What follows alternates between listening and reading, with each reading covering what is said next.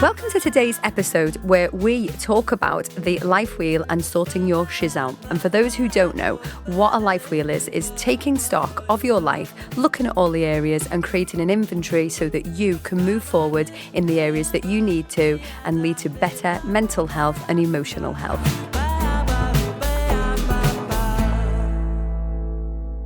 Today's episode is sponsored by Alien Sound Recording Studio. For all your recording needs, whether that be a podcast, music, or just some light entertainment.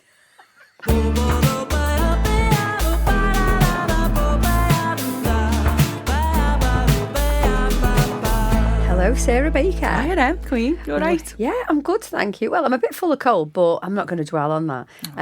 Welcome to episode 6, everybody. I'm happy to be here anyway. It's good, isn't it? Mm-hmm. I think we're in for a treat today, but just thinking about last time and the last one, we got a lot of really good feedback from the neurodiversity podcast. And some people have asked for us to do some more so we can help them out, which I think we'll do in the future, won't we? Yeah, definitely. Do you know what? Actually, a lot of the feedback we got this time, some of them gave me a bit of a lump in my throat. Did they? Yeah, a few people were kind of saying now they felt seen and heard. And I was just a bit like, you know what? And almost like some self-forgiveness going on. I was like, oh, I'm all about that. Yeah, Loved that's it. good. That is good. And so today, one of the things that we've agreed to talk about, because as I've said before, we do agree these things before we come on, don't we? Briefly, in about 15 seconds. Is around, a lot of people come to my coaching practice or inbox me and say their issue is they often don't know where to start. And I suppose what I want to acknowledge is it is all right us sat here having these conversations, isn't it? But then people are like, yeah, but now what and where do we start? So we kind of decided today, didn't we, that we'd do a bit of an episode where we kind of give people, because we've not given it yet, is a place to start, right? Because I sometimes think knowing where to start or the thought of having to work on your life can be overwhelming because some people feel like they've got so much to do. Yeah. So you kind of get stuck and avoid it instead. Yeah, they do. So one of the tools that I use in coaching, and I know that there's lots of different things out there, is something called a life wheel. And it's really, really basic. And it's asking people to basically do a life inventory of all the areas of their life. And I'm not going to lie, sometimes it really is fucking depressing by the time you get to the end of that exercise. Not necessarily for me, but for whoever's doing it. But actually, I'm all for the fact that once you know the reality and where everything is, that's where you can then actually start the work and then begin doing the work, right? Yeah. So, go on, sorry. No, go on. I was going to say, because there's one part of that can leave you feeling really overwhelmed because you're stepping back and you're looking at your life as a whole. And sometimes in order to cope, you just shut down the parts that you feel that, aren't doing well. So I suppose it may make you feel overwhelmed. Of course it will. But equally, it then encourage you to take action. Yeah. And the truth is the truth, isn't it? So if we're not living by the truth and we're avoiding reality, it's not helpful and it'll bite us on the arse at another time. Sure. So I think we're going to call this episode, because you said that we will call it Getting Your Shiz Together. Because you felt that was better than saying getting your shit together, which... Do you reckon? I mean, obviously get your shit together, it sounds cracker, doesn't it? But getting your shiz together makes it a bit lighter. Yeah. Get them into the podcast first and then use the S word. Yeah. I mean, we could have called it Have Little Words with Yourself Tongue, but that wasn't appropriate. No. So, based on the life wheel then, what I think we're going to do today is talk about how we would do that life wheel. So people can do this on their own right, or inbox us on Instagram or Facebook directly, and we'll send you the form and the sheet to be able to do this for yourself. But basically, as like 10 or more, however many you want, 10 little different areas, and they're very individual to you, but we're just going to pick up on some of them today. Yeah. And they're the areas that you should start to look at. And what it involves, Sarah, it's like a couple of round circles, and you rate yourself 0 being absolutely fucking god awful, all the way up to 10 like it's the best it can be. Yeah, and I always find, exactly. And there's 2 things, which is we're a nation of low raters and middle raters. So often I'll say to people, what did you score it? And they say 5, and I'm like, why 5? That's just the middle ground. And then people say, I'll score it 9. I say, why 9, not 10? They go, just because there's always room for improvement. And actually, we kind of get rid of that in coaching and say, is there always room for improvement in that area of your life, or is it where you need it to be for now? We're not asking you, will it fluctuate? We're asking you, is it where you need it to be now? Yeah. So let's kind of always kind of remember that when we're doing this. So let's start with a couple of the areas. Right? Okay. Have you filled in a life wheel before? I have, yeah. Okay. Yeah, How did you find it? You know, at the time when I was doing it, there were definitely a few areas in my life where I wasn't feeling very fulfilled, and I felt quite flat at the time. Yeah.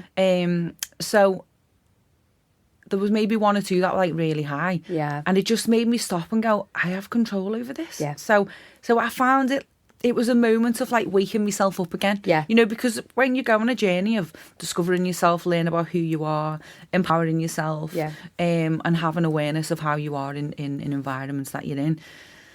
No, it's a really exciting place to be once you learn that you can grow and change, isn't it? Yeah. You know, but then also life happens, and sometimes when life happens, you can then have to reinvent yourself, learn again what that now means. Yeah.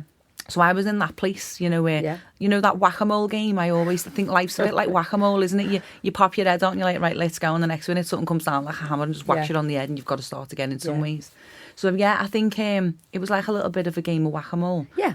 Yeah, and then I just lifted my head out and I was like, right, come on, let's just look at this now. Yeah, look at it and look at it properly. Be upfront and honest with yourself. So I want you guys, whoever's listening, if you do this and take this exercise seriously, let us know how you get on. You don't have to share all your numbers, but let us know how you find the process, because it can feel pretty much like a little bit patronising. But someone did say to me once, oh, that's really patronising. And then when they did it, like, oh, wow. So, yeah, let's go with it. So the first one that I want to say to people is, right, environment. So if you were rating your environment, where you live, the area you live, the house that you live in, do we kind of recognise how important you think that part of our lives is?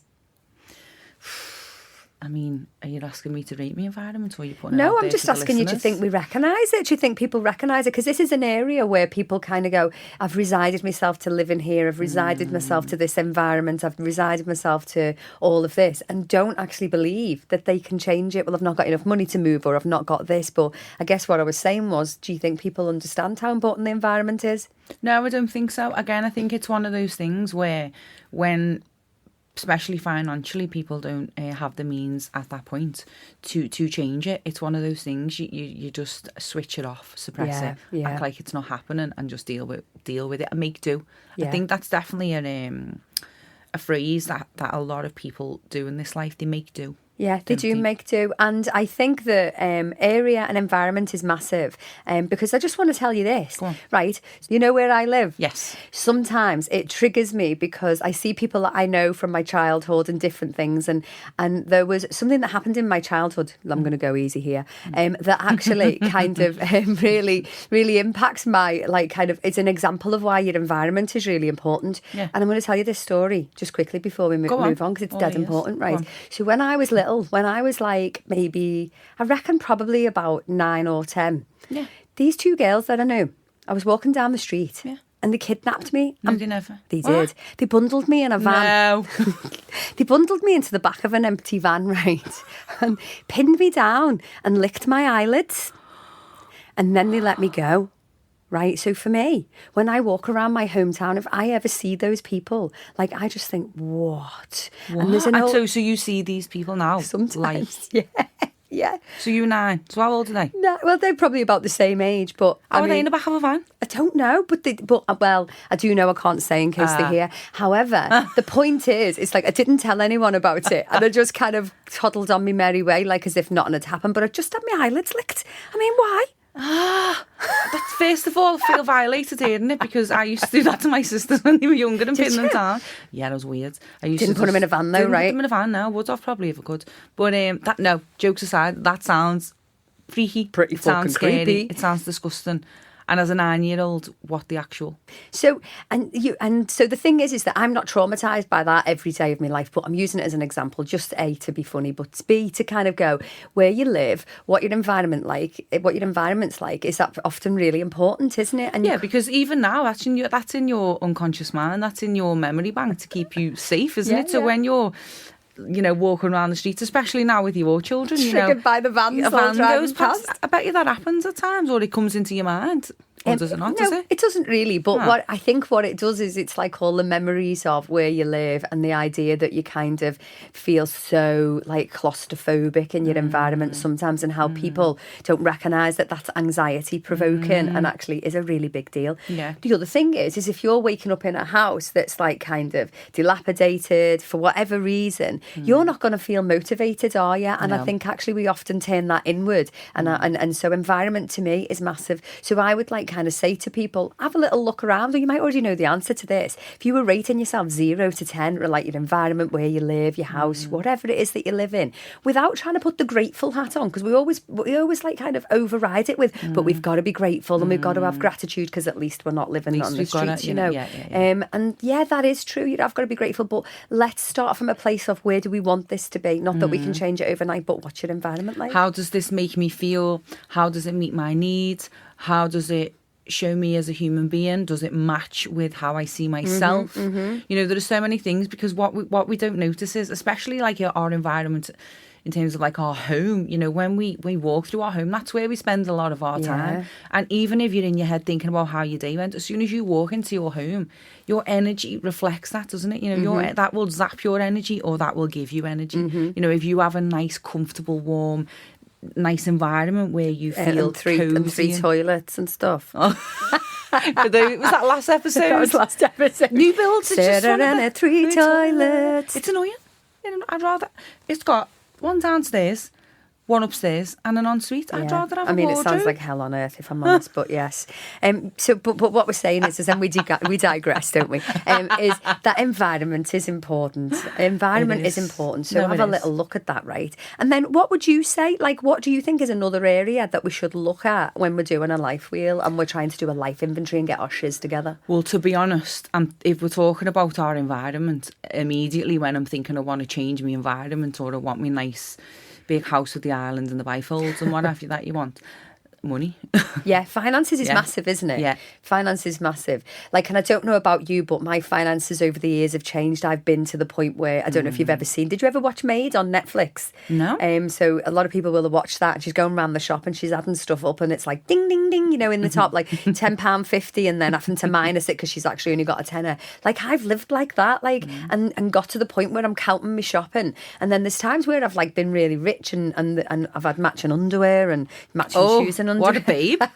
Yeah. Who does that? And the thing is, like, yeah, exactly. Even if I was like really minted now, I probably wouldn't be asked to do that now. But the point is I've fluctuated. But how much of our finances have a big deal on our kind of well-being and our emotions and anxiety? Unbelievable amounts. And same as you, there's been moments of my life where I haven't really, I don't mean had to look at the price, but you know what I mean. There's been moments where I haven't had to go and B&M and consider how much I was going to spend, let's just say. Yeah. And then there's been moments where I've had to question, can I go and B&M? You know? Yeah. And you know, I suppose how you grow up as well, and what your life's like growing up, and what your perception is of money and yourself, and where you fit within that, and how you feel about yourself in this world. I think that plays a huge factor. And I've said before, we grew up skint. We never had a pot to piss in. Do you know what I mean? And there's that saying, you know, we were always loved. We had our needs met in many ways. But when you grow up skint, there's a huge fear there. There's a huge I never have enough. I do not have enough. I am not enough. Like it's an inferiority complex. Yeah, like a lacking, isn't that? Yeah, you know? yeah. And to work through that is I think it's so layered. Yeah. I think there are so many, you know, you get to one level and then you go, right, okay, but then that's only one layer of the onion. Then you know, how far do you want to go? And also as well, if you're somebody who's angry at people who have money, then that's an insight as to what's going on inside of you. The chances are you're more than likely never going to have money, because you are putting a block in place and you are pushing that away from you. Because your fundamental core belief is that money's bad, people are bad with money, blah, blah, blah. Yeah, and I think, you know, there's different books out there, like I've named a few in the past about different ways to look at finances. And some books are really shaming about things like debt. And, you know, we know that what we've learned is that debt's not great, but then a lot of us live with debt because it's like kind of something that sees us through. But then I was reading something called Rich as Fuck. It's a brilliant book. Rich as Fuck? King Richard the Fuck. No, Rich as Fuck it's called. Go on, sorry. And she's like kind of made a lot of money and managed, and what we do is we work on your kind of like financial mindset. And the thing is, it's like ingrained. And I've known people who have said like, it's bad. And basically what she says is that debt is not part of your personality. And if you've got debt and you're struggling with it and you feel bad, we need to look at that, because of course we've learned and understand that debt isn't great to have, because it's really just kind of a balance sheet, isn't it? But also the other flip side of that, it's not a fucking personality problem. Do you know what I mean? And it's helpful to get rid of it so that you can kind of live a free life. But at the same time, shouldn't be used as a way to self-shame, is what I'm saying, and some of those things out there. But when you look at your own finances, I think if you carry around a lot of debt, or you have got poor money mindset and you've got a load of money in the bank, but you're always worried about it going and escaping, that is like kind of really powerful, isn't it, on your day-to-day and stress? Yeah, because you create what you are, you create what you give attention to. And I think as well, if we look at money and debt and finances, if we look at if we look at dopamine, which is our pleasure-seeking kind of hormone, there are lots of reasons why people can continuously get into debt and can spend either what they have and have, or when you do have that little bit extra, it's like water in your hands and it's gone. Because naturally, if you're not balanced, if your life isn't balanced and you are not getting the essential hormones for, optimal or functional well-being, and your dopamine's off, and, you are going to continuously be searching for the dopamine. You're going to be continuously searching for pleasure. If you're feeling rubbish and you get an extra 50 quid in your bank, or whatever you get in your bank, is that going to burn a hole in your pocket? Are you literally needing to spend that for that pleasure? Because you've got to look at that as well. You know what I mean? Yeah. Do you know what my nickname was growing up? And I've not quite a few, haven't you? Oh, fucking quite a few. Yeah. Go on. Yeah. It was champagne tongue lemonade pocket, because... Do you know what I call that? What? Fair Kono knickers. Well, I had that as well, I mean... That's not for this podcast. That's a different one.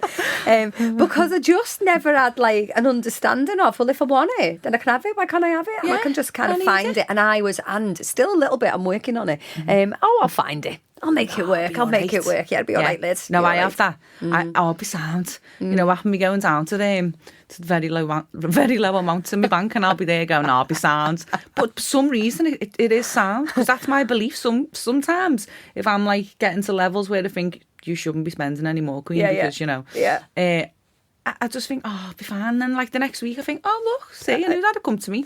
Well, it does come to you. It does come to you, doesn't it? And why would you want to live like that? No. It's not a great place to be. No. You don't want to have to live in that place, repeating those cycles, because that's what we do. We sabotage. We live in these cycles of kind of the same things. And no matter how much money you get in, you still end up creating it over and over again. Yeah. And I think there's really something important working in some of the roles that we've done is that there's a big difference between people who are sat listening to this who have really, really come from backgrounds of social deprivation, and there is not an equal opportunity out there for everybody, and I don't care what anyone says.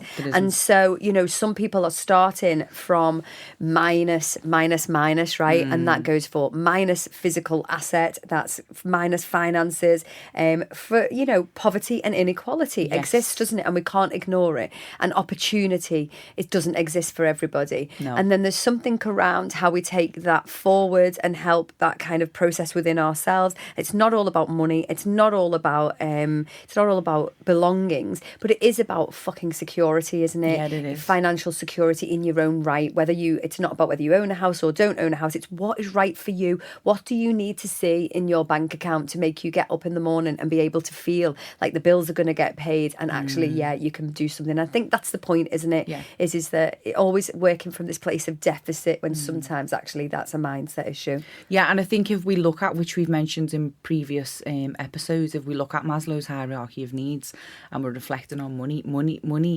if your survival needs aren't being met, it's hard to even have the brain capacity to consider how to make money. You know what I mean? There's a small minority of people who have the capacity to do that. But overall, especially if you're somebody who's not just taking care of yourself, but have got others to take care of as well, how much with them, how much do you have in your brain to be able to look at this in every way? So you also, when we're looking at this life wheel, you also have to consider and reflect at the moment, what do I have the energy to work on as well? Yeah. And that's correct, because when you then fill it all in, you'll have different areas where it's low, and you have to make a decision about which is the one area in my life, if I worked on that the most now, would have the highest kind of impact on my life for the best. You cannot do and work on 10 things at any one time. But as you go along, if you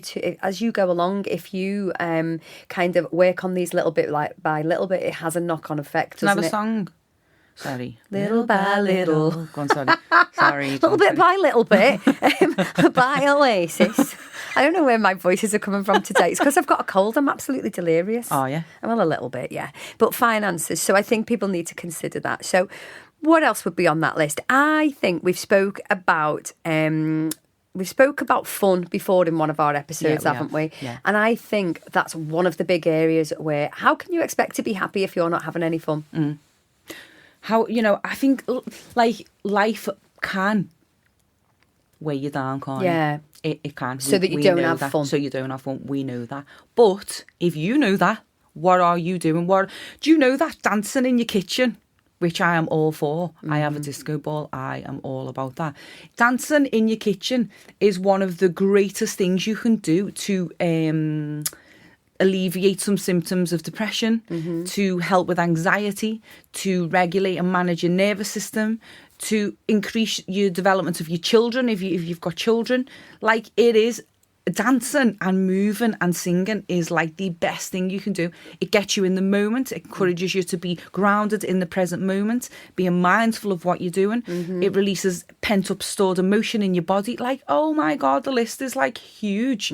So you don't have to laugh by going out and spending fortunes or going out and just get your music on in your kitchen. Yeah. And if you can get yourself a disco ball from B&M, boom.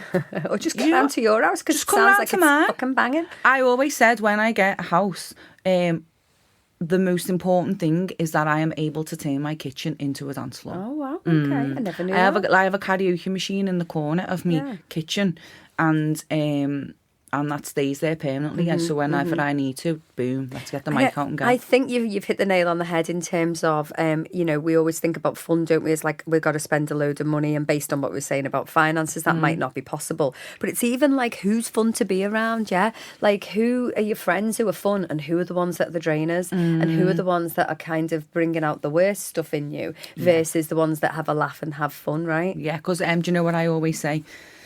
People are not perfect, as we know, and our social circles, we can't. I mean, if you have one person who you can get everything from, the fun, the laughter, the emotional support, you know what I mean, let's go and do this, the spontaneity, whatever, everything you want from a person, if you have that one person who is your ride or die and will do the lot with you, you're winning at life. But equally, you have to create an environment around you where you can get different things from different people, because ultimately when we go through things in life, we can't always give if we're lacking. So you have to have like an emotional support and network of different people who you think, right, okay, this is where I'm at today, and that's the type of person I need. So if we're talking about fun, I know the people exactly who I'm going to have a laugh with. One of them sitting right in front of me, first and foremost. Although it wasn't much fun last night. We did go for food last night, and I was very boring. Was you? Was I not boring last night? You're not boring after 4 Prosecco's down, Queen, let me tell you that. So much so, I forgot what we were talking about today. That was a business meeting. Every time someone would come out to sing Happy Birthday to someone, you were turning around, clapping along, singing at the top of your voice. I do remember that. Yeah, it was lovely. Oh, yeah. I mean, it was only four small glasses of prosecco. It's not like something to write home about. But yeah, I think now with my reduced capacity, it has a big impact. That's referring to was it the previous one or the one before? Oh, the one before that. Yeah. We see, we're not giving anything away unless you listen to them. You can't add the bits up. We're making it nice and confusing. But yeah, fun is important. The people that you're around is important. But also, like you say, making things. And I've said this last time, as at risk of repeating myself, running is not fun. Running is running helps you with your endorphins and your mindset, and you might feel good after it, but it's not the same as fun. So stop trying to convince me that it is to those people that are running. So what I mean is purposeful things that make you feel lighthearted and make you feel like you can forget the problems and all the shiz that's going on in the rest of your life wheel, okay? That's what I want. So, what next? What about physical health?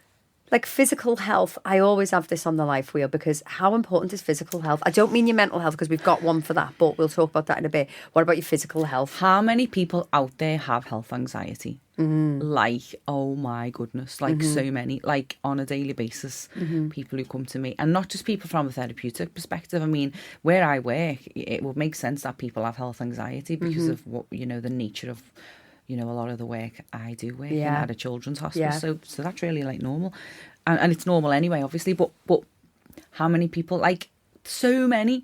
And the thing is as well, you know, what do we do to take care of ourselves? We're getting constant mixed messages from here, there and everywhere. We've got so much availability on, you know, on social media, and people have got different opinions on things. It's confusing, but ultimately you have to strip it down to basics, and you have to say, right, okay, physically, right, what can I do to take care of myself physically? Now, I know you're saying you're not talking about emotion, but emotion plays a big part in that. So you need to, first of all, take care of your emotional health, but we'll leave that aside for now. But physically, movement, it's a no-brainer. Movement is your body's natural pain reliever, and physical pain, not just emotional pain. So if you have aches and pains and you're spending your time sitting a lot of the time, well, that's not good. And if you're limited within your movement, what can you do to help that? You know, it is about finding ways as opposed to excuses.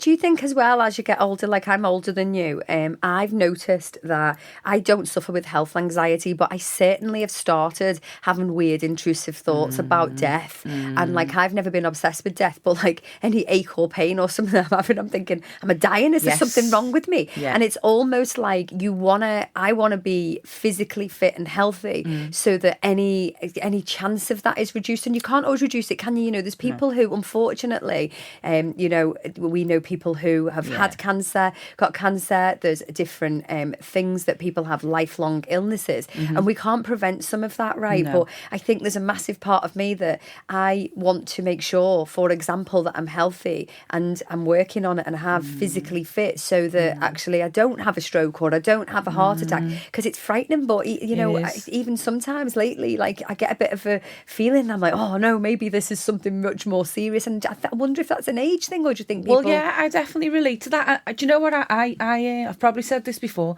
but I think the most important thing you can do, if you have loved ones, or you are loved, which most people are, and if not, reach out to us because we will love you. But I mean, she will. But I will. I've got loads to give. Emma's a bit. Emma will tell you to have a word with yourself. But you know, you need both of us in your life. I'm just kidding.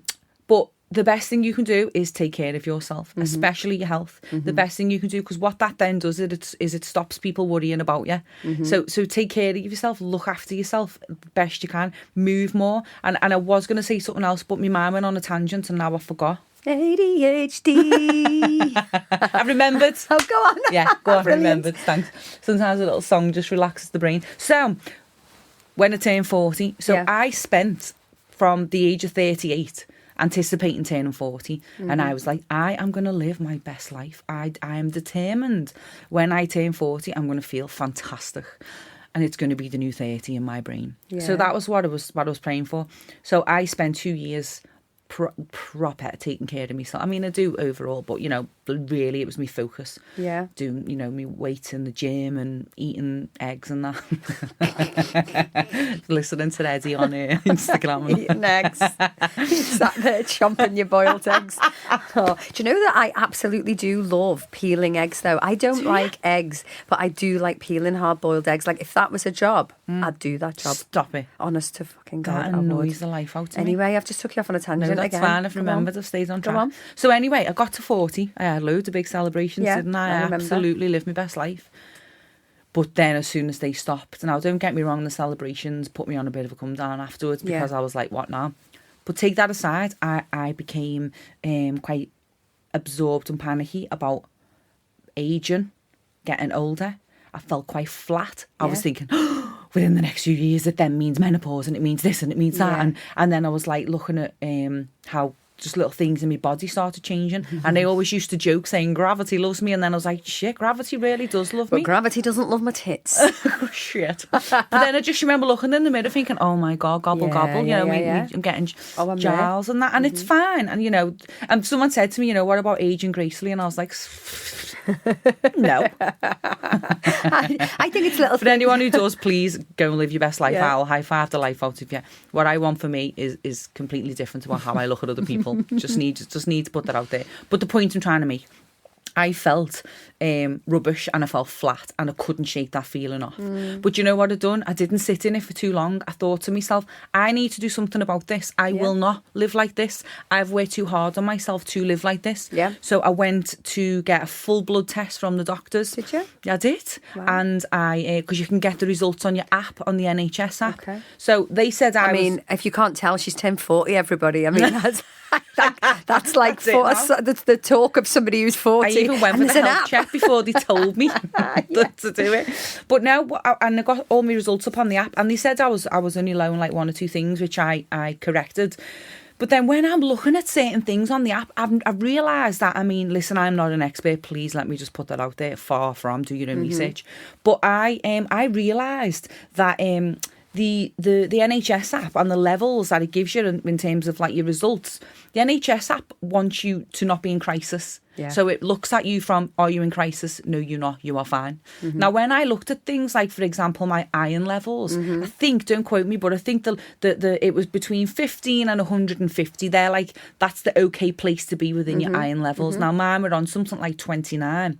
And when I done my research, optimal iron levels, for what I read, was between 100 and 150. Wow. So I'm only on 29. I felt flat. I felt fatigued. I felt just like a zombie. That's the way I would describe it. I wanted to go to bed more than I didn't. And don't get me wrong, I've got like quite a healthy mindset, but I was like, what's going on? Yeah.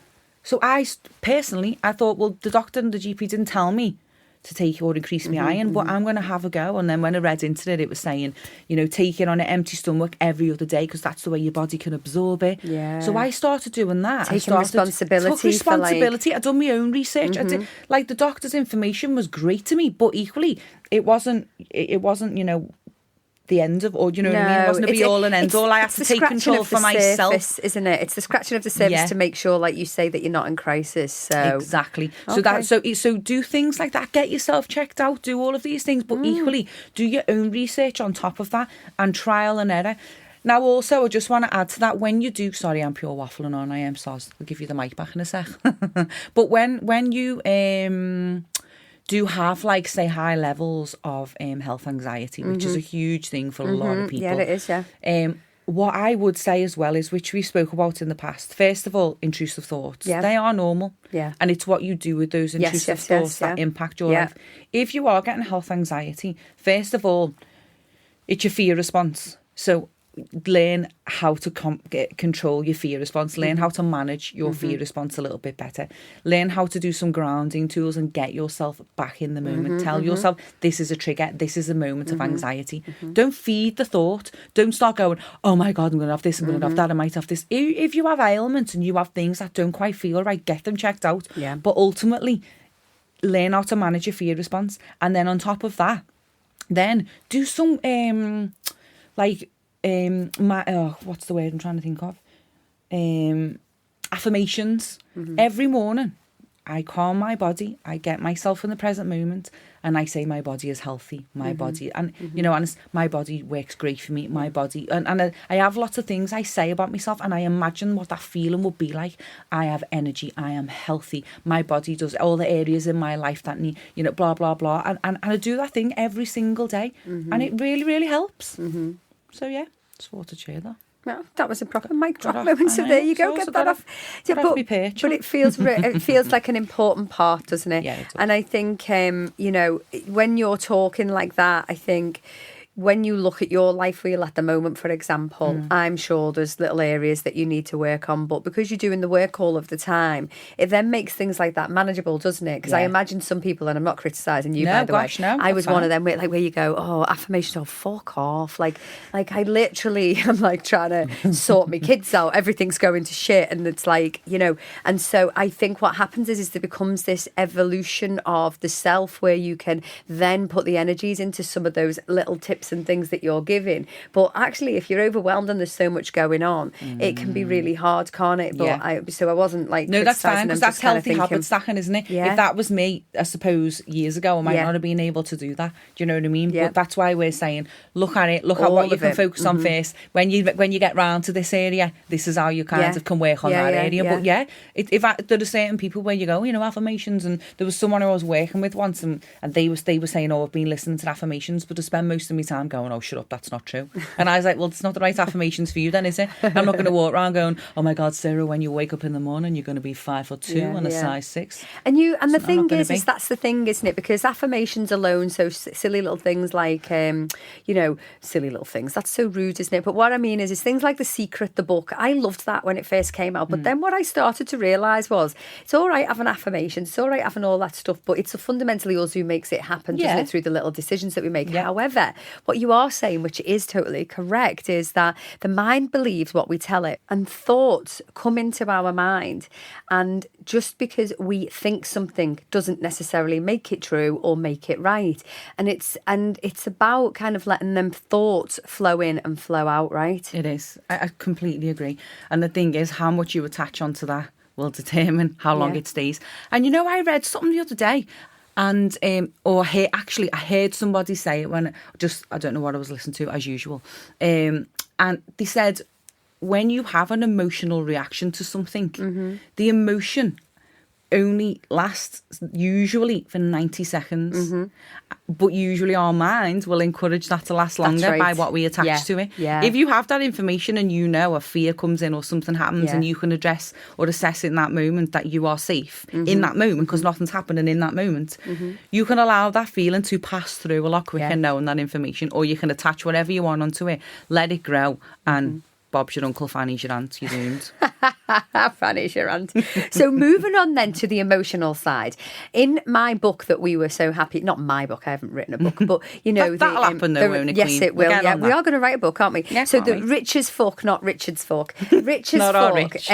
She says, right, and this is really important. So when we talk about emotion's really good. There is no such thing as a bad emotion, whether that's anger, whatever it is, even though we know that anger is often a masked emotion of something else that we're not really in touch with, but we'll come to that on another day. But basically, what she says is, if someone said something to me, so if I gave you a comment and it just didn't have the capacity to even like kind of bother you, and it was just like water off a duck's back, she said, that's fine. That means like it doesn't have any space, does it? If I said something to you and it bothered you and triggered you in some way, what she says, and I think people should do this when we're looking at our emotions and other people around us and the way that we respond and react to triggers, what she says is, usually when somebody says something, it ignites one of three responses, and it's either shame, blame, or guilt. And if you start to observe from a personal development perspective, someone said something that bothered me. If you do that little checklist and go, what's the feeling that I'm having? Is it shame, blame, or guilt? It doesn't mean it's right. What I'm saying is we have to understand it.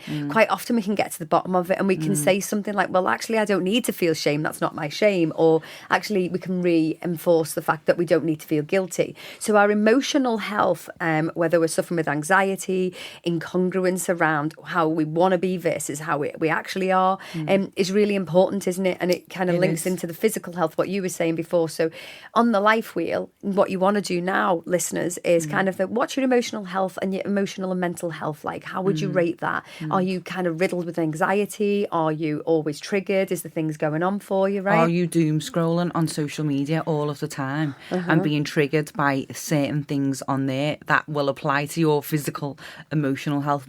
How much do you watch the news? How much do you listen to the news on the radio? Can you limit what you focus on and what you listen to? Because every other word you're hearing is something about health, wealth, any ailments that people have and what happened to this person and everything is here just to scare you, you know, in many ways. So how can you limit, you know, the things that you're exposed to in order to focus on your own internal health? Absolutely. And I think you've got to have a good gauge of your emotional and mental health. Not because we're all, you know, I hate the idea that people think they're sick or they're damaged or they're broken.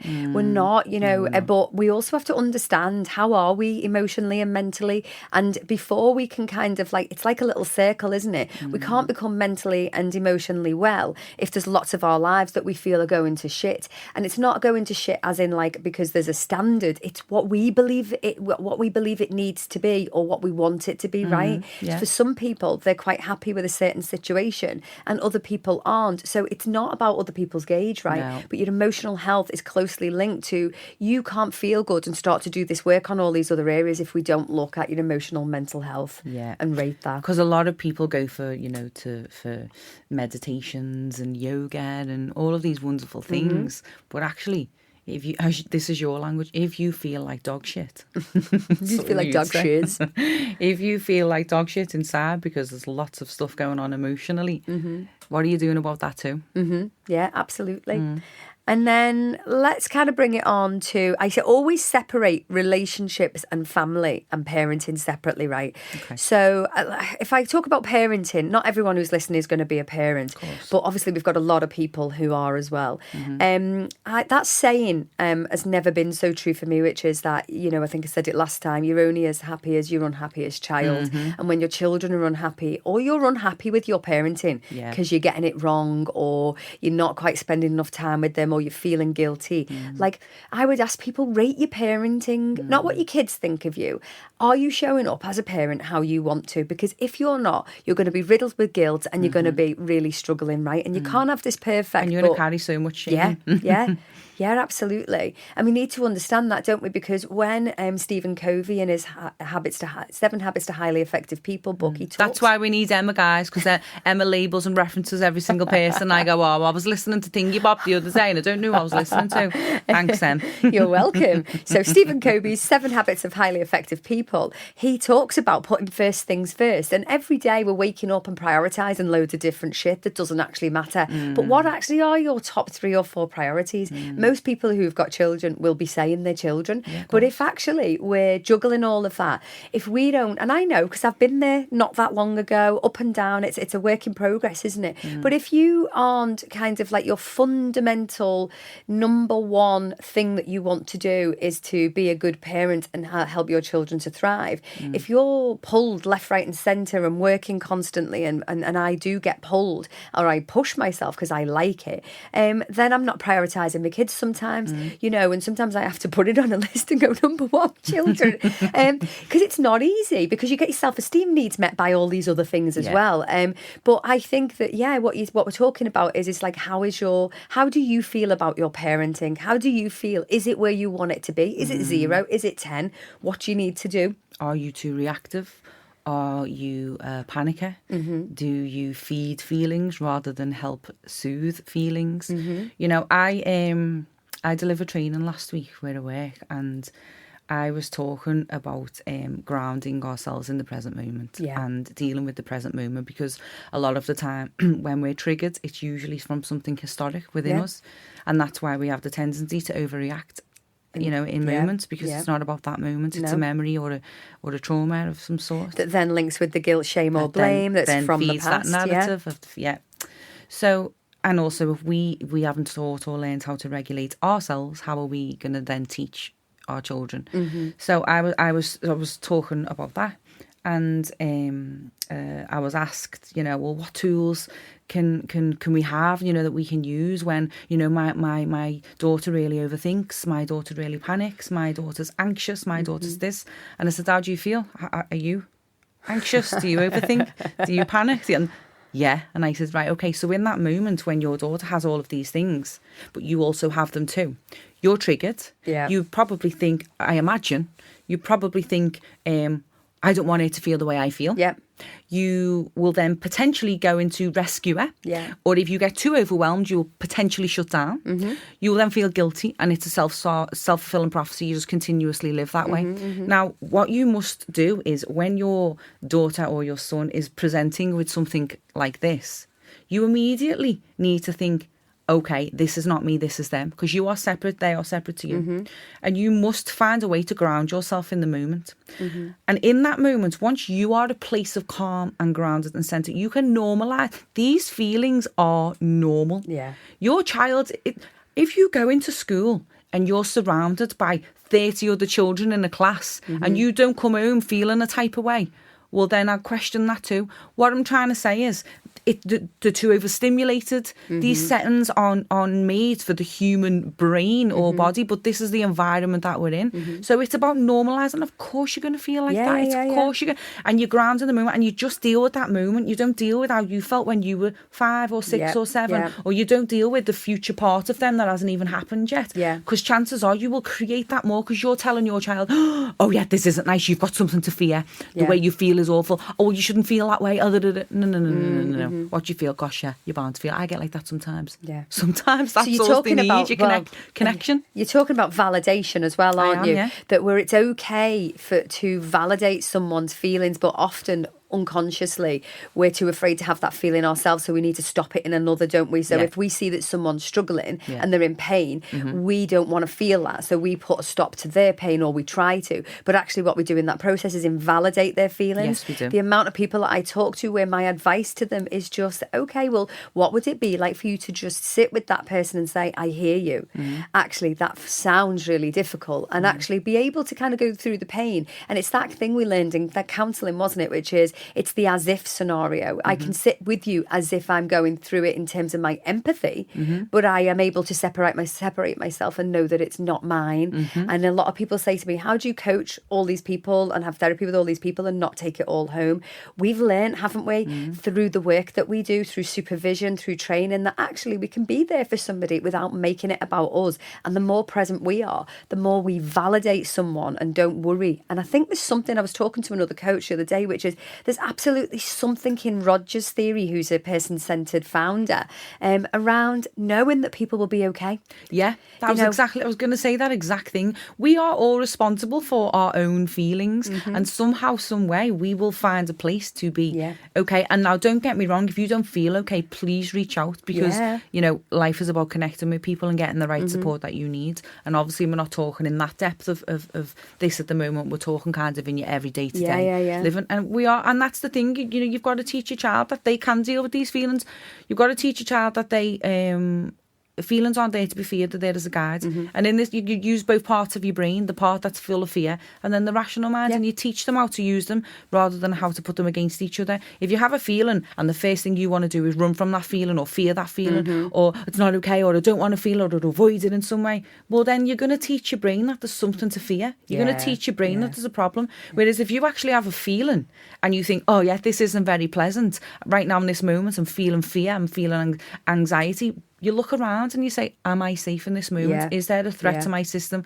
If I am fearful of something that I'm about to do, is this something that's going to benefit me in the long run? Because everything we want's on the other side of fear anyway, so you've got to get through it. Everything we want's on the other side of fear. I mean, what? That's good. That was a good Did one. You like that? Yeah, I'm not going to ask you what book you got it from. I won't remember, will I? I just feel like I made it up. That was really good. Yeah, it's quote Sarah Baker, the Not Your Future Self podcast.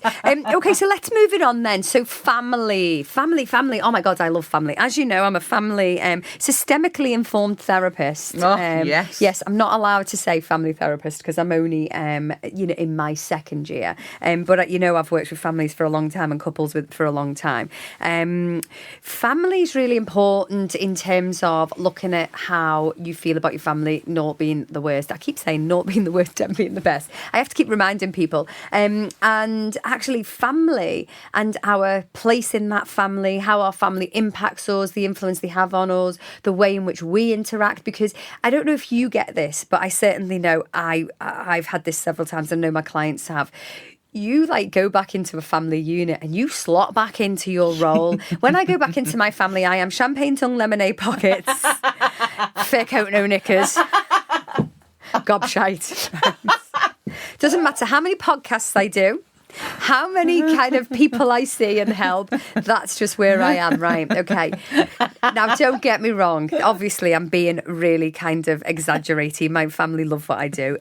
But what I'm getting at is in family therapy, we know that we've got our roles and we've got our spaces. And what can happen is you can do all this personal development, go and like have a meal with your family and be like, oh my God, I'm still a bellend. I'm just that same bellend I ever was. And you can be really upset because you've been really trying all week. And the chances are it's just because it's your family. And one of the things I always say to people, there is no such thing as a perfect family. No, if someone's saying to me, my family are amazing and we're perfect and we're all really close, I'm like, liar. I would suggest that they are lying to themselves, because actually it's not about being perfect. We're human beings and we're all like essentially chaotic, aren't we? And we're all also okay, and we're all good human beings, unless obviously you're evil. But at the same time, what I think is family has the capacity to kind of like uproot us or stop us from changing. And like you need to understand where you are with your family. That could be your direct family that you oversee as the parent, or it could be your wider family, right? Yeah, and I think especially the wider family, we've said this before, haven't we? If we change, then they've got to change how they are with us. And that's not always easy, is it? You know what I mean? No, it's not. It is. It's so challenging. And you know what I noticed the other day, actually? So I've known this about myself anyway. Yeah. I've always been a rescuer, and I've always been the one who can see a problem and believes in good and wants to fix or help or, improve the problem. And I can't sit back. So your role, like in your family, has been a bit, yes, I remember you've said that, okay. Because there'll be loads of people who have that role in their family, the rescuer, keeping it all together. I'm the eldest child, one of those. So that was my role. Have you got the smallest feet in the family? Or is that your dad? Sorry, Al. No, my dad's a size 7.5. Oh wow, okay, I am surprised. Yeah. Carry on, we digress. Yeah, 7.5. Anyway, let's not go off feet. I'm a fixer. So I am not the one who's able to sit back and watch things unravel when I can see a potential problem. Now there are a lot of people who are quite happy letting people fix them or fix the situation. Yeah. So that's always been, the role I've taken. So I obviously, where I work now, at times my job can be really sad, heavy, challenging, devastating, And this week, actually, it's very rare now that I can separate my work from me, which is what we're talking about. Yeah. But now and then, being a human being, things will get me. Yeah. And this week, wow, something got me. And a question, I was like, wow, I really hope that I can be the person that so I spoke to the family member and I said, I'm really I need to like suck it up today a lot more than I usually would, because this is going to be heavy, what I've got to deal with today. And I'm not going to say it because it's too unimaginable for a lot of people. Anyway, so the response I got was, yeah, but once you get in there and get stuck in, you're the person for the job. And it was a moment of, I needed to hear that because I was like, yeah, you're so right. That's why I'm here. That's why I'm doing what I'm doing. I chose this. Well, I didn't. This chose me in a way, but I chose this job and it gave me that motivation. Gave me the motivation that I needed, and I went in and I done it. But I did go home that night and I actually cried, and because it was a heavy day. I'm probably getting emotional now saying it, just thinking about what it was that I had to deal with, or not me, what I had to facilitate in that emotional space. Anyway, and then that evening when I was thinking about, I really needed to hear that, I also then reflected on the other side of it, how people see me in my environment. She's the tough one, she's the strong one, she's this, she's that, and how I've, unbeknownst to myself, created a life where does my vulnerability sit within that? Yeah. How do I have people come be there for me? How do I allow that to happen? Because this is on me. It wasn't as a child, but it is now. How do I allow for that to happen? Because all I know within my role is to help, fix, please, solve, be the strong one, be there for people. And what does that look like for me? And that's a journey I've been on now for a few years, because You know me, Emma, I couldn't even cry, could I, at one point in front of people, because I'd be like, nah, that's on my pillow on my own, you know? Yeah. And so what you're saying there over the years when you talk about family and family roles, because I know you've got a close family, a fun family, gorgeous, by the way. and every family, we all have our ups and downs, don't we? But yeah, it's that kind of like looking at your role, isn't it? And how do you allow others to be there for you? Yeah. And afford them the ability, because quite often people will say, I'm the fixer, I'm the rescuer, but then don't give anybody the opportunity to be able to be that for them, because we then kind of adopt that role and keep it. What happens if you're like the Uncle Knobhead? Oh, Queen. What do we do? Don't get invited to places, do you? I mean, not that anyone means that I'm Uncle Knobhead, but it's, like your role, so it's almost like you can never come back from your role as in a family, can you? So you've kind of like got to look, how is your family? Is it a source of pain for you? And it's often, family is something that we can't sever. Anything in life we can come away from. We can leave a job, we can leave a partner, we can leave our friends. Family actually isn't one of those things, even if we choose to disown them. We are connected to our families still, aren't we? So I think an inventory should always include family, because actually they are the people that either have influenced us to become who we are, or influenced us to make sure that we don't become something or someone else, right? Yes, yeah. Okay. And also, ultimately, usually they're supposed to be, in society, the people who love you, care for you, nurture you, and that isn't always the case as we know it. No. And if you are in a position where you have had to separate yourself from your family for survival, because that has to happen in a lot of spaces. Also, as well, how can you, create an environment for you that kind of you can feel connected in, so you don't become completely disconnected from yourself. Absolutely. And then the last two that I want to talk about, and I hope, and we'll summarise all this at the end. So what you've got is the life wheel. You're rating each of these areas. You can plot it out and map it out. And the last two is relationships and fitness. So pick a topic. Relationships. I want to say your personal love life, your personal relationship is the most important relationship, that apart from the one you have with yourself, that you can choose. I think she's going to claim that she made that saying up as well, I did. I made that one up in my dreams about 3 years ago. Sarah. She's patented all of these Sarah, sayings and words. Serge Plagiarism Baker. Yeah, if you want to know the books, just inbox me. Go on, plagiarism. Because ultimately they are going to be a dementor in your life, or they are going to give you life. Like, choose wisely. And we don't choose wisely though at the beginning. Like years, you're not taught, are you? It's not. There's no book that tells you in school how to about attachment. And actually, I know people hate this because it spoils everything, right? But unfortunately, as a family therapist and working with people in relationships, doesn't mean you have all yours right. Mine isn't perfect, but what it means is attachment has a massive impact on how our early relationships are formed, right? And actually, then that's why we often find people kind of later years of their life having a bit of a midlife crisis, saying, I don't want to be in this marriage and this isn't for me, because actually attachment's probably been a massive driver about how we then attach to people. And we've got to spend a lot of time with these people, with these other halves, haven't we? So it makes sense to look at it, and it makes sense to understand why we're choosing, who we're choosing, and what do we bring to each other. And also, if we when we're talking about attachments, usually we attach onto someone based off what our caregivers were. So usually you can ask yourself, have I attached onto my mum or my dad here? Depending on who you are, most like in some ways, you know. And sometimes you can see that one of your parents in that role, So it's important to reflect on your and be clear, it's not because you fancy your mum or your dad, by the way. Everything's normal here, so don't worry about that. Definitely not talking about incest, tons. But what it is what we're used to. It's what we're used to being brought up with. What feels most comfortable, even because we often don't know any different, right? So if you've been brought up around criticism, quite often you'll attract a partner who's quite critical, and actually that becomes the norm. And you might moan about it and say, I hate criticism, but something about that initial attraction, right? The other thing is with relationships, and I'm just going to go off on a tangent here, but Jay Shetty, who does all of the, Jay Shetty around the corner, that lad, Jay, fucking boss lad.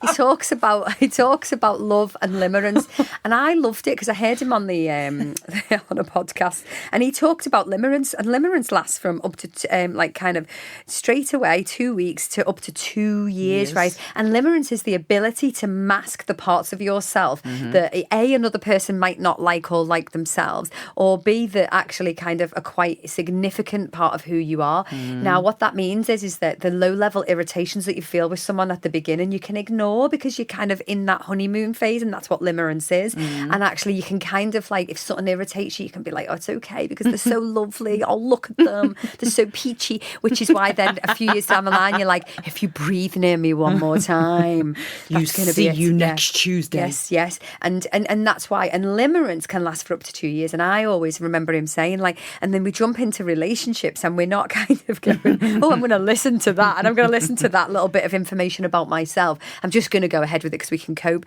And so the thing is that sometimes in those 2 years, if it lasts that long, the limerence, actually people get married, have babies, they do all these things. And then all of a sudden go, why have it all died off? Why don't I feel the same anymore? And why do they irritate me? Like, why do I want to push a bagel right in their face for no reason?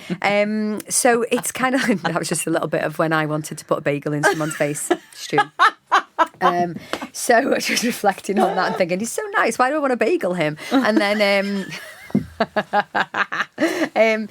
so it's important, isn't it? So I think that understanding relationships, understanding why you're attracted to somebody, and also if someone's an absolute asshole, really, why are you putting up with them? Why are you not having boundaries? What is it about you that is attracted to someone? So I think we have to come away from this. I've met someone and they're like this, and why do people like that keep coming to me? No, why are you attracted to people who are of that nature or of that presentation? And we have to look inward, don't we? Yes, and also, are there red flags and signs that you are ignoring along the way anyway? Yeah, absolutely. And therefore, because, and I think as well, like, what we need to really, really understand that human beings are made up of so many different parts. And if somebody is just showing you certain parts of themselves, then you wait until they show you all parts of themselves, because if they're just constantly being really nice and really kind and really soft and really gentle and attentive and all these things, wait for it. There's more to it, because you made me think of when I first met my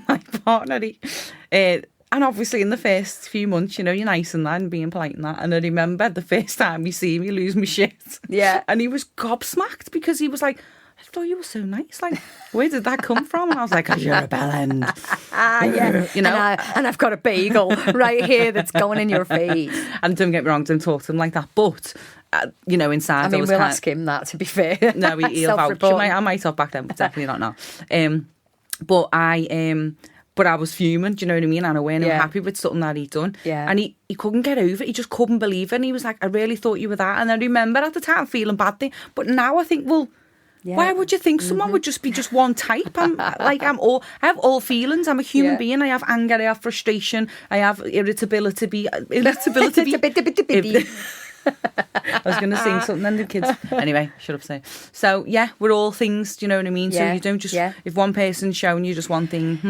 And things like love bombing, where, that's a real thing now, isn't it? I find that frightening. When people tell me that people are doing X, Y, and Z, I can't shut my mouth. I'll be like, well, that sounds dreadful. Like, I don't want to meet someone ever in my future, or, probably in the past it might have been okay. But if someone was like kind of talking to me after a week saying they wanted to move in with me, or they wanted to kind of like take me somewhere that, really exotic or romantic, I'd be frightened to death, because I'd be thinking, why? You don't even know me. Yeah. But isn't it interesting, because that kind of takes the romance out of it, doesn't it? Because obviously we've grown up with this idea that you meet the love of your life, and it's like kind of love at first sight, and that was that, we locked eyes. I don't know. I think Jay Shetty would suggest otherwise. And I think that especially as women and men move on through the ages, people do separate, things happen. It makes sense to do that personal development before you're moving on and getting love bombed and then going, I think we need to do a full episode on relationships, to be honest. We do, Maybe it's we'll consider important. that moving forward. There's so much to go on to. Welcome to our meeting, everyone. This was our podcast meeting of what we're going to cover next time. But so I think relationships, they have the power to pull you down or lift you up. And just because someone isn't beating the shit out of you or being absolutely god awful, actually doesn't mean that they're healthy or good for you. No, and so I think think that we are taught, especially women, you know, there will be some men out there, but there's women, we're taught if they're nice, if they're not beating you up and they're not doing all this, then you have to stay. And actually, really, what we should be doing is empowering people to go, well, what's good for you? What is it about you? And I don't know about, I think you're a little bit different than me, but what I've realised about myself over the years is I'm actually really freedom based. So I do like time on my own, and I don't like to kind of like be doing something with someone all of the time. I like to do it on my own.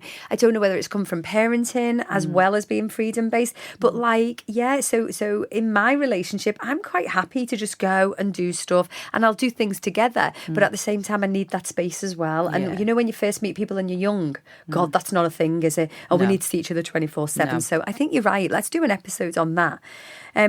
Bringing it lastly round to fitness, right? And I don't want to be the sort of person to kind of preach to people about fitness, because I, as you know from my operation, the things that I've done, I am now into my physical fitness weight training, but I know that it's not easy. So I think I don't want to be sat here preaching going, you have to do your fitness. But what I will say is, have you seen those posts where they go, I feel depressed, I feel this way. Well, what are you doing? Well, I'm not doing anything. What are you doing with this? Nothing. So physical fitness and health, what do you think? I think, yeah, you're right. You can go through phases where you're on it, and then you go through phases where you're off it. And I'm in a place at the moment where so for me, I move and I do all the things I need to, but I love having like a PT session. That's my thing, because I work harder then, and I do boxing and stuff, and I really love that. I'm struggling to find time to fit it in at the moment. It's not an excuse, but it's just a reality for me at the moment. Reason being because lots of things have changed. My routines have changed. So, but it's my focus to find a routine to make sure that continues. Because the impact on your mental health, let's take away physical health, the impact on your mental health when you move more is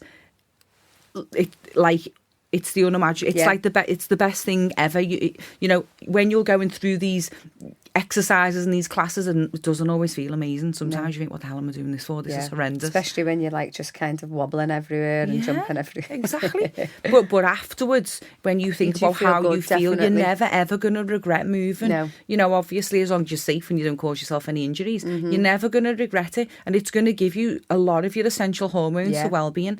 And I think as well, as we're coming into our we're into our 40s, you lose so much muscle mass, especially from the age of 40. So you should be lifting weights. You should be. It's not all about cardio, is it? And isn't. I think that's the myth that we've been given over the years about cardio. And like a lot of people are like, oh, I haven't got the energy to go do that. But weight training and lifting, you're right. It's just amazing, isn't it? And it makes you feel so strong and so good. And you know, when people say, oh, I can't be bothered, I haven't got the energy, exercise gives you the energy. And if you haven't got the energy, what's going on inside your body? You know, exercise will release the energy and the adrenaline that you need in your body, the endorphins to. And that's why, though, sometimes you do need a PT, which not everybody can afford, but you need someone to show you the way, because you can't always do it yourself. Because if you're relying on motivation has a shelf life. Willpower is absolute dog shit, isn't it? You know, willpower does not work here. It should just disappear. It's habit stacking, as we've said before. It's just literally building routines and structures and systems that are foolproof, that you know, I will do that regardless. And that's my routine, so I'm going to do it. And all of it's a work in progress. It is. And we'll come into the end of today's session, but what I want to summarise and round this up is exactly what we've said. So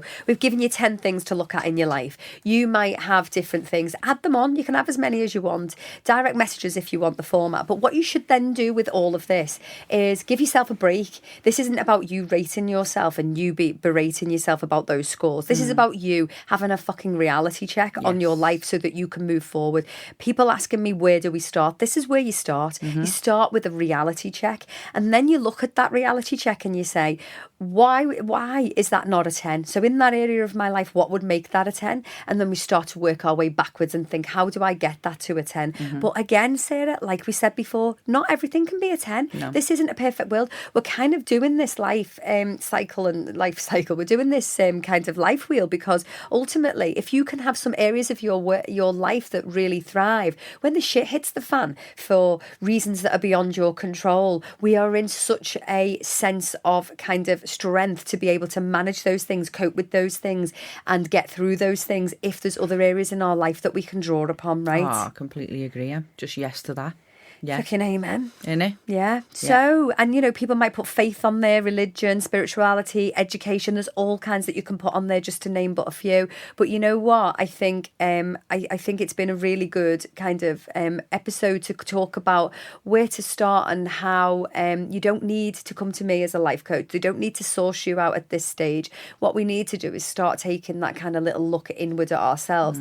Notice before you have to make any changes, and just have that kind of understanding, and then that's where you can make these tweaks. And you don't need to go and have a life coach. However, I know having support, coaches, therapy throughout the past, you know, since this journey began for me, it is something I will never not have. No, absolutely. Ever. Yeah, absolutely. Investing in your mind and your emotional well-being, the impact that has on your overall life. Yeah.